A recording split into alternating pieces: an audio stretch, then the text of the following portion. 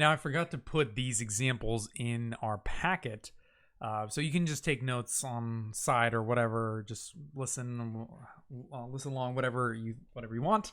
But I wanted to talk about solving exponential and logarithmic equations strategically before we get into Chapter 5. So when we come back from break, we'll start Chapter 5, which is all about applications of exponentials and logarithms, solving problems and so forth.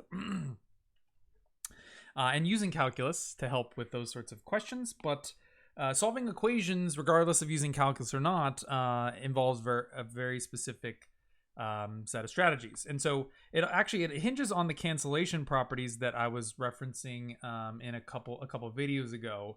But essentially, it's essentially how we could solve a particular equation. And those cancellation properties, let me erase a lot of this scribble that I have on here, are exactly these two properties. That if I compose log base a with an exponential, it will cancel.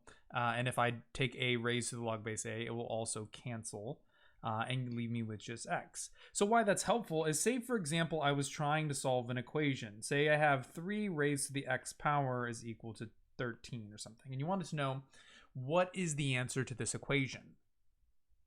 Well, basically, again, I'm not trying to be punny about it, is that we can use a logarithm to solve this equation, because that's the whole purpose of a logarithm, is to be the inverse of an equation. And essentially, log base 3 of 13 is the answer to this equation. But I know a lot of how we learn equations in algebra, like say we had the equation 3x plus 7 is equal to 13, is doing things to both sides. And that's how I like to solve these equations, because, like in such an equation, I can subtract 7 from both sides, and then I can divide by 3 in order to solve for x. There's a very similar strategy for solving these equations, which is how I like to do it. And obviously it's not by doing any of that. Like, I've seen a lot of students try to solve this equation by dividing by 3 here. But dividing by 3 doesn't make sense, because this doesn't mean 3 times x. It means 3 to the x power.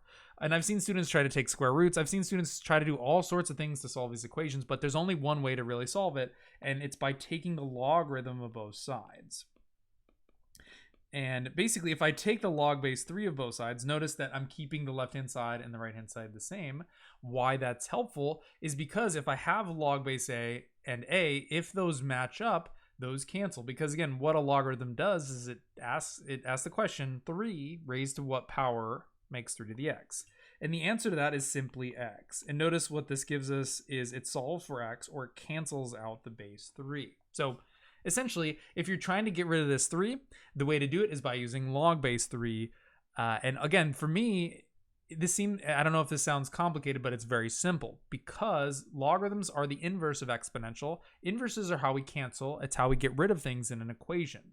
Just like timesing 3 and dividing by 3, or adding 7 and subtracting 7, the opposites always cancel, and it's what undoes the other function. And basically what I get is this answer. And if I wanted to know as a, what's the approximated value, I could always use the change of base formula to solve, well, log of 13 divided by log 3 will give me log base 3 of 13. And this is going to be a solution of approximately 2.335. And, but if we wanted to answer it exactly, we could leave this in the form of log base 3 of 13, which again is synonymous to this. If you just rewrite a logarithm as an exponential, you'll see that this makes perfect sense. But additionally, it gives us approximately how many 3's do we need to get to 13. There's no simple solution. It's an irrational value, which we can approximate using a calculator if we want. So let's do a little bit, another example. Let's say we had e to the 2x minus 11 equal 42 or something. And we wanted to know, what is the solution to this equation instead? Well, again, my recommendation for if we're dealing with an exponential equation is to use a logarithm to cancel it out. And with e, I think this is an even easier one to remember, is that the natural log ln and e are what cancel each other out. So if I take the natural log of both sides of this equation here, ln and e, again, you could think about these as making 1. I remember that's how my teacher taught me in high school. But basically, they cancel because their inverse is log, or it's base e. Both of those are base e. And when they're both base e, They will cancel and leave me with simply 2x minus 11 is equal to the natural log of 42. And the ln of 42 I could solve with a calculator, which gives me a value of approximately 3.7. And I could, from here, I could continue and solve the remaining portion, which was in the exponent, by solving this equation conventionally. If I add 11 to both sides and divide it by 2, I would have 11 plus the natural log of 42 divided by 2. And this would be an exact solution. If I wanted to approximate it, I could take that ln 42, add 11 to that, which would give me about 14.7, and then divide that by 2, and get an approximated answer of about x equal to approximately 7.37. And again, either writing it either exactly or approximately is fine. Gives us a sense for what value of x would solve such an equation. And I'm trying to emphasize the importance of using logarithms to solve exponential equations. And let me go ahead and box these. These are my examples. And so also, it turns out that you can use the exact same idea to solve a logarithmic equation, which is where the final thing I wanted to talk about, by using the other cancellation principle as well. So say we're dealing with the equation log base 5 of x is equal to 37. And we wanted to know, okay, what's value of x would solve such a logarithm? And actually 37, this is going to be too crazy of an answer. It's going to be way too big. So let's make a more sensible equation. Let's say 2.5. Again, whatever. I'm just making examples off the top of my head. I'm trying to show you guys how I solve these equations, because you might have learned how to do it one way. It might have learned a little differently than I like to do it. And in chapter 5, we're going to be doing these things a lot. So just to basically get all on the same page. So it's I think the most common way that people solve a logarithmic equation like this is basically just by using the definition of a logarithm. Because if you use the definition of a logarithm, we're going to keep 5, we're going to change it from log base 5 to 5, and interchange the role of the exponential and the thing. So if I swap these locations, I can change it to an exponential. Again, this is literally the definition of a logarithm if you look at how it's defined in our in the textbook or in our notes. But I don't know. I think that this is a little bit harder to remember, because in my experience, students don't always remember that, or it's kind of hard to remember how to do that exactly correctly. If that makes sense to you, by all means, just do that, because literally notice that the question answered itself. But what I like to do is I like to use this second, because how I like to solve exponentials is by using this cancellation property. Because it's like if I'm trying to solve the x in the equation, if I do this, I can cancel it out. And similarly, if I have a logarithm and I want to cancel out the log, I could cancel out the log by raising it base a, which would leave me with just x. So summarizing here, if you raise both sides base 5, and the verb here is called exponentiating both sides of the equation. Notice that I'm keeping both sides of the equation the same thing, and I'm doing the same thing to both sides. Notice I'm not raising them to the 5th power. I'm taking 5 and raising it to both sides of the equation. And again, this is equivalent because all I've done is I've taken the left-hand side and the right-hand side and put them in the exponent base 5. And again, it's if I'm doing the same thing to both sides of the equation, it should remain equal if I'm exponentiating at base 5. And again, the reason why that's cool and helpful is because 5 log 5 cancels, and they leave me with simply x equal 5 to the 2.5 power. And notice that this is exactly what I just wrote and erased when I use the definition of log, so it's consistent. But again, it's kind of like if I want to know how to cancel a logarithm, all you need to do is use base 5. They cancel each other. And similarly, if I want to cancel a base 3, I use log base 3. Logs cancel exponentials. Exponentials cancels logs. And you always use the same base. I don't know. To me, that just makes a lot of sense. It makes it very easy to remember how do I solve such equations in sort of a cancellation way.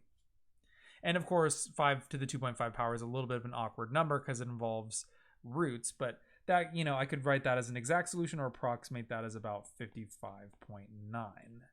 And of course, I could check my answer, if I want to make sure that makes sense. I could say, well, log base 5 of 55.9 to see. Obviously, you can guess and check, but it makes 2.5, and it is a viable solution to such an equation.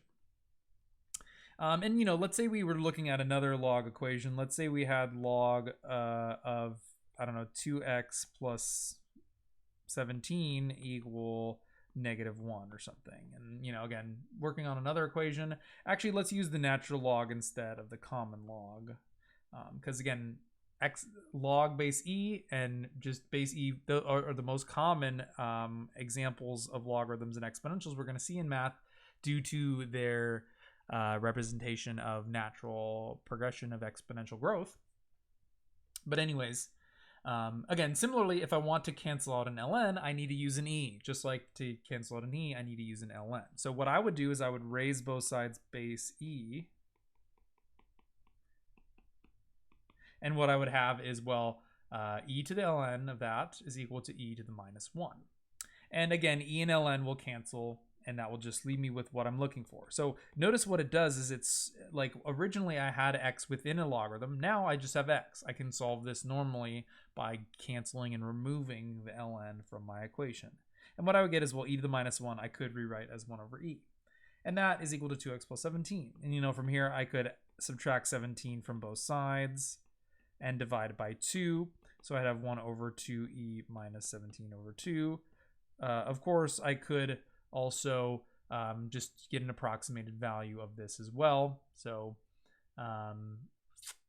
if I were to start with 1 divided by e, I would then need to subtract 17 and divide by 2. And that gives me a result of approximately, this would be like an exact form of the answer, but it give me a solution of about -8.32. Again, where if we need it exact, or if we want an estimated answer, whatever, not important. Sometimes an estimated answer is all we care about, but we can come up with an approximated solution to such an equation. Moral of the story is, logs and exponentials cancel each other out, just like how a square cancels out a square root and a square root cancels out a square. If I remember that key principle, exponentials and logs are inverses, it will help with that idea of solving equations, and it's meaningful in all contexts when working with exponentials and logs. That'll wrap up this little mini lecture for today, for our online lecture. Hope you all have an awesome spring break. Please let me know if you have any questions, and yeah, when we come back, the homework from chapter 4 is due. I'll post a reminder in Canvas, but yeah, let me know if you need anything. Hope you all are doing well, and be safe over break if you're gonna do anything crazy.